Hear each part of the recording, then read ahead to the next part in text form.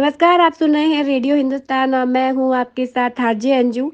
Radio धर्म गंगा में आज जानिए कि गंगा जल रहस्यमयी ब्रह्म द्रव्य है।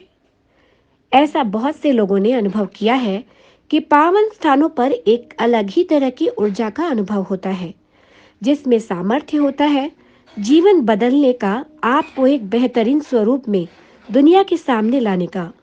ये अप्रत्याशित रूप से बहुत से लोगों द्वारा अनुभव किया गया है। विद्वानों के द्वारा तो ये कहा भी गया है कि जिस तरह से एक गंगा बाहर बहती है, बहुत ही अनोखे तरीके से ये हर व्यक्ति के हृदय में भी बहती है। उचित ज्ञान दर्शन से आप महाशक्ति की उपस्थिति को समझ सकते हैं, जिसकी दिव्य कृपा से आप असंभव को भी संभव कर सकते हैं। जरूरी है जीवन काल में आत्म तत्व को जान लेना और अपने भीतर सकारात्मक प्रवाह को समझ लेना। ऐसे में आप खुद एक आत्म तीर्थ के रूप में सामने आते हैं। पावन नदियों के तट पर व्यक्ति बदल जाता है, उसमें नई ऊर्जा का संचार होने लगता है। जीवन के सभी कष्ट खत्म होने लगते हैं। ऐसा लगने लगता है जैसे सब कुछ जीवन में सही होने लगा है। ऐसी महिमा का गुणगान करते हुए कवि विद्यापति कहते हैं कि करब जब तब जोग ध्याने, जन्म कृतार्थ एक ही सनाने। अर्थ है कि गंगा स्नान के बाद अब कौन सा तप और कौन सा जप बाकी रह गया है।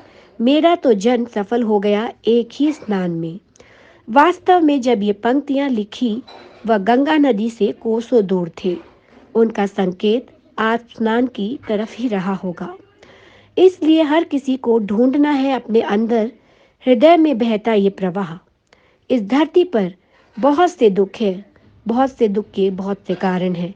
अकारण सब राहों में प्रस्तुत रहते हैं। ईश्वर के प्रति आस्था हमें भय मुख रखती है। हम जानते हैं ये ब्रह्मांड न्यूटन के सिद्धांतों पर चलता है, परंतु मृत्यु भी जन्म के विपरीत एक प्रतिक्रिया है। हम मृत्यु लोक में रहते हैं। हर वक्त हम जीवन की इस अंतिम धारणा से रूबरू रहते हैं, लेकिन हमारा ईश्वर मृत्यु को धारण नहीं करता। ईश्वर गंगा को धारण करता है।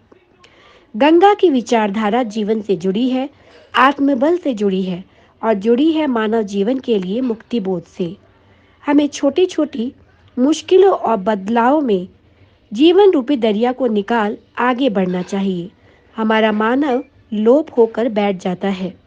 जब हम दुर्गम को देखकर रुक जाते हैं, ठहर जाते हैं।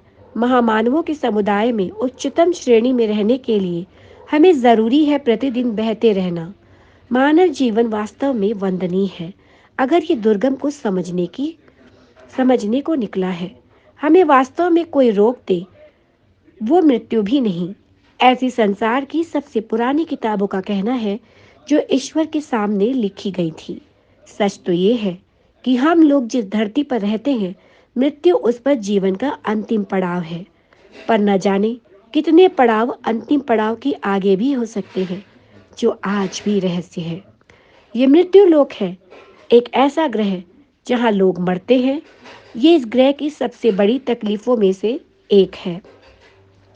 साथ ही ये भी स्पष्ट है कि इसके समानांतर ब्रह्मांड में दूसरे ग्रह अलग तरह के हैं। महानदी गंगा मोक्ष से जुड़ी है। ये सिर्फ एक धारणा है और धारणा को सिर्फ अनुभव कर सकते हैं। ये मृत्यु लोक पर बहता हुआ मृत्यु से विपरीत मोक्ष देता दरिया है। मोक्ष यथार्थ ऐसे समानांतर ब्रह्मांड में स्थान पा लेना है जो जन्म मृत्यु की अनुभूति से परे है। तो रेडियो धर्म गंगा में आज इतना ही। फिर से मैं आपसे जल्दी मिलूंगी किसी अन्य विषय पर चर्चा करने के लिए। तो करते रहिए काम और लेते रहिए प्रभु श्री राम का नाम। नमस्कार।